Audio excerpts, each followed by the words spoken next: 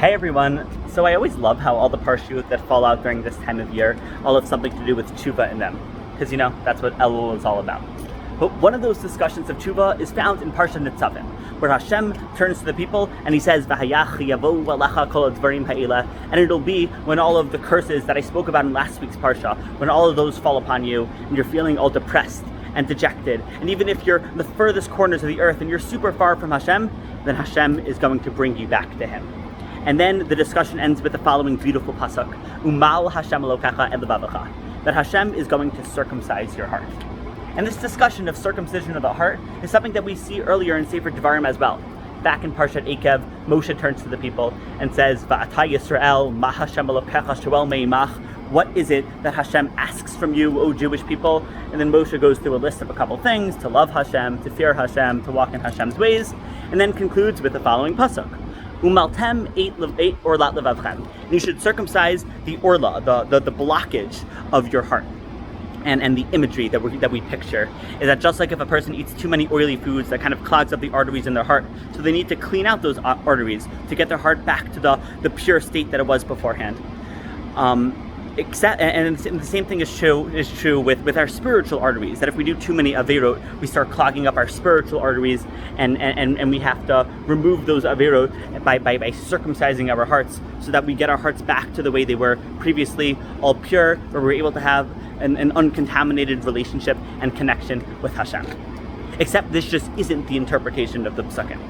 Because if we look at the word choice that God uses when describing this circumcision of the heart, He uses the word mal, to circumcise, He uses the word orla, and these words take us all the way back to Sefer Bereshit. Back when God turns to Abraham and says, "Abraham, I want to enter into a covenant with you." And Abraham's like, "What do I got to do?" And God says, "I want you to take every single male in your household, unmaltem eight basar orlatchem. I want you to circumcise the orla, the blockage that's on every one of their fleshes." Essentially, what Hashem is telling to Abraham is that every single male in your family was created, I created them with an imperfection. And I want you to go fix that imperfection by having them undergo a circumcision. And that is how you're going to enter into a covenant with me. And if we translate that back into our discussion of a spiritual circumcision, the same thing must be true. It's not that we were all created with a naturally pure heart, and then we had this artificial, unnatural blockage that contaminated our heart, and now we have to rid ourselves of that artificial contamination to get back to our previous state of purity. No, it's that God created us from birth with a natural, intentional blockage, contamination on our hearts. That it's our journey in life and our goal in life to try to get rid of that blockage that we were naturally created with. But the question is why? Why does God create us that it's so difficult to connect to Him and have a relationship with Him? So we have to go back to Brit Milah, and we have to understand why it is that HaKadosh Baruch Hu makes human beings slightly imperfect. And this is discussed in a Midrash Tanchuma in Parshat Tazria, where Turnus Rufus and Rabbi Akiva are having a conversation, and Turnus Rufus turns to Rabbi Akiva and says, "Why is it that God, who is so perfect, shouldn't He have just created baby boys perfect? Why is it that He makes them with an imperfection that human beings then need to fix?" And Rabbi Akiva, with a smile, turns to Turnus Rufus and says, "My friend, this is because Hashem wanted the Jewish people to purify themselves by doing mitzvahs." Meaning that HaKadosh Baruch Hu intentionally created baby boys imperfect, so that we would get used to perfecting ourselves.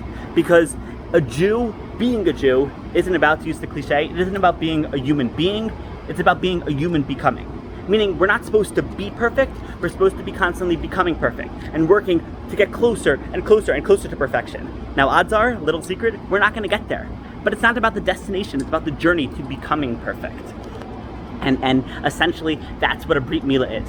We take a baby boy who's just entering the world, and right on his first couple of days of being alive, we do an act of perfecting him, showing him that before you weren't perfect, and now you're becoming a little bit more perfect. Now you're nowhere near there, but we start him on that process, and we start setting this idea of becoming perfect into motion.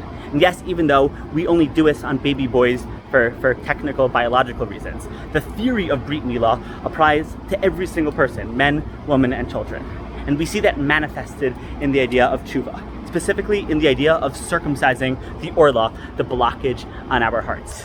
because every single human being is created with a natural orla, with a natural blockage on their hearts that makes it difficult to relate and connect to HaKadosh Baruch Hu.